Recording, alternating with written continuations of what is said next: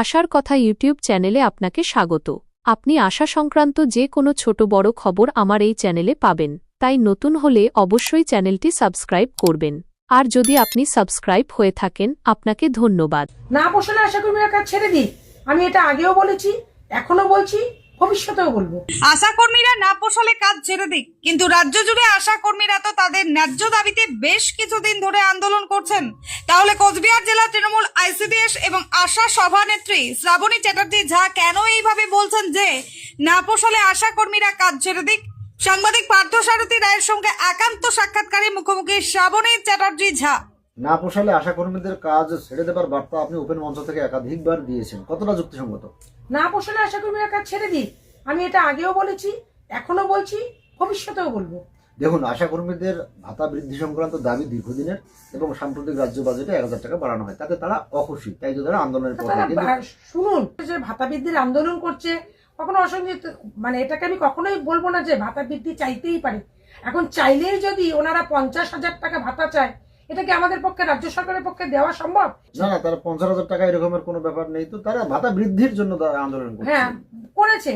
তা রাজ্য সরকার তো তার বাজেটে তাকে 1000 টাকা দেওয়া হয়েছে। রাজ্য সরকার তো শুধু আশাকর্মী নয়, রাজ্য সরকার আশাকর্মী, আইসিডিএস কর্মী, সিভিক ভলেন্টিয়ার, প্যারা টিচার প্রত্যেককে তার বাজেটে দিয়েছে। আর আপনি জানেন না হয়তো যে আশা আইসিডিএস কিন্তু কেন্দ্র সরকারের একটা আছে, এতে কেন্দ্র সরকারেরও 50% আছে শেয়ার। কিন্তু বর্তমান আমরা দেখে এসেছি 2014 সালের পর থেকে কেন্দ্র সরকার কোনো কিছুই দিচ্ছে না, আর পেছন দিক দিয়ে মদত দিয়ে তারা রাজ্য সরকারকে একটা সামনে ভোট কেমন করে বিপাকে ফেলতে হয় তারা উস্কানি দিচ্ছে, এবং আশা কর্মীরা ঝান্ডা নিয়ে কাজ বন্ধ করে দিয়ে কর্মবিরোধিতা করে তারা আন্দোলন করছে।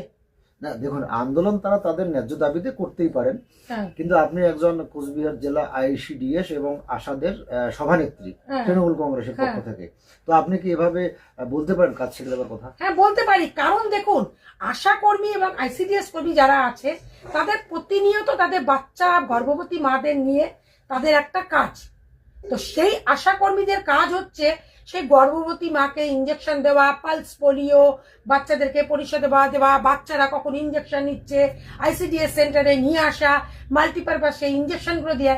2 বছর আগে আপনি হয়তো দেখেননি, পালস পোলিওর মতো একটা গুরুত্বপূর্ণ যেটা ছিল, সেদিন তারা কর্মবিরোধিতা করে পালস পোলিওর মতো গুরুত্বপূর্ণ একটা ডিউটি করেনি। ডিউটি বন্ধ, তাদের কাজ বন্ধ করে তারা মাঠে নেমেছে। তারা কার সাথে মাঠে নামে? যে সরকার মমতা বন্দ্যোপাধ্যায় আমাদের পোষণ অ্যাপের যে কাজ করতে হয়, 10,000 টাকা আশা কর্মীকে, আইসিডিএস কর্মীকে দিল।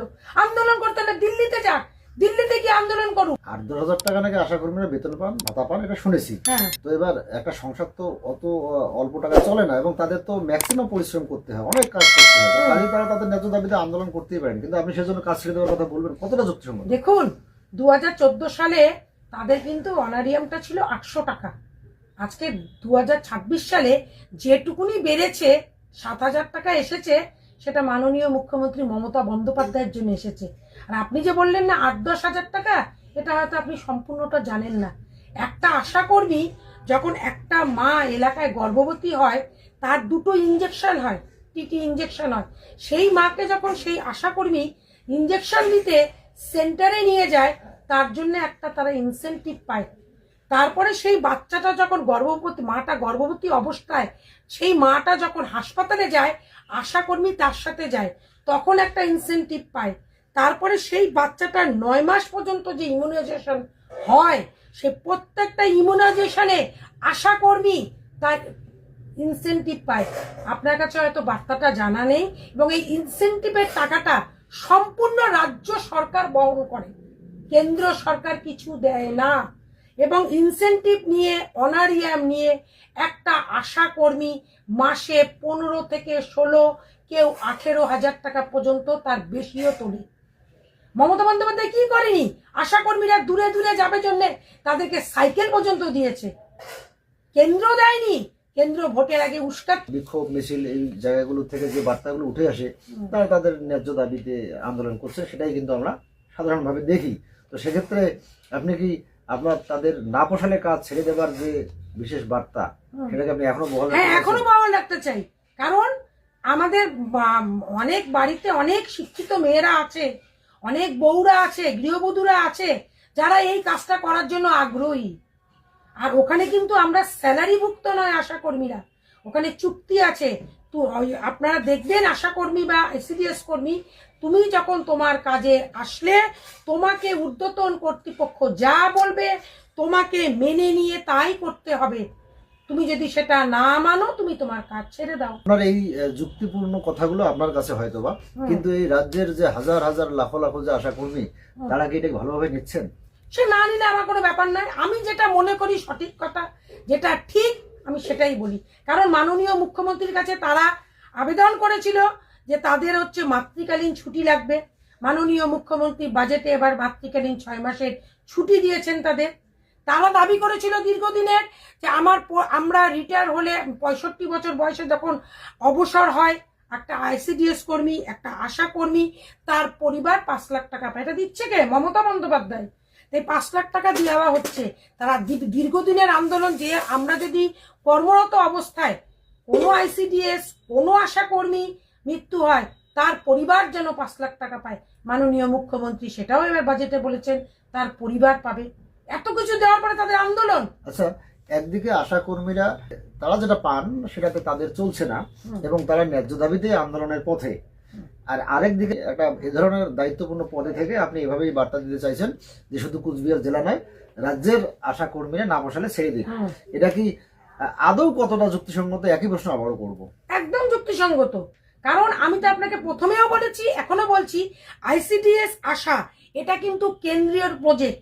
তাহলে আমাদের মাননীয় মুখ্যমন্ত্রী, তার আগে আপনারা দেখলেন কেন্দ্রের বাজেট হলো, কেন্দ্রের বাজেটে একটা আশা বা একটা আইসিডিএস কর্মীর নামে আমাদের মোদী সরকার, নরেন্দ্র মোদী বাজেটে একটা কথা হলো না, কিচ্ছু বললো না। তাহলে তো সবার আগে আশা কর্মী, আইসিডিএস কর্মীদের উচিত ছিল সেখানে গিয়ে আন্দোলন করা। আশা কর্মী, অঙ্গনারী কর্মীকে তো রীতিমতো লক্ষ্মীর ভান্ডারে করা হয়েছে, তারা তো লক্ষ্মীর ভান্ডারে টাকাটাও পায়। আশা কর্মীরা বলছেন তারা যা পাচ্ছেন মাস শেষে তাতে তারা ভালো নেই, আর আপনি বলছেন তারা ভালো আছেন, তাই তো? একদম। না পোষালে আশা কর্মীরা তাদের কাজ ছেড়ে দিক, এ ধরনের ওপেন মঞ্চ থেকে কোচবিহার জেলা পরিষদ সদস্য তথা কোচবিহার তৃণমূল কংগ্রেসের আইসিডিএস এবং আশা সভানেত্রী শ্রাবণী চ্যাটার্জি ঝা বারবার কিন্তু একই বার্তা দিয়েছিলেন এবং এই মুহূর্তেও কিন্তু তিনি যেটা বলার চেষ্টা করলেন যে আইসিডিএস কর্মীদের, আশা কর্মীদের কেন্দ্র কিছুই দিচ্ছে না, যা দিচ্ছে রাজ্য, এবং আশা কর্মীরা ভালো আছেন। এখন সময়ের অপেক্ষা। রাজ্য জুড়ে আশা কর্মীরা অন্ততপক্ষে তারা কতটা ভালো আছেন এবং আগামীতে তারা কোন পথে হাঁটবেন সেটাই দেখা। সঙ্গে ছিলাম আমি দিনহাটা থেকে পার্থসারথী রায়।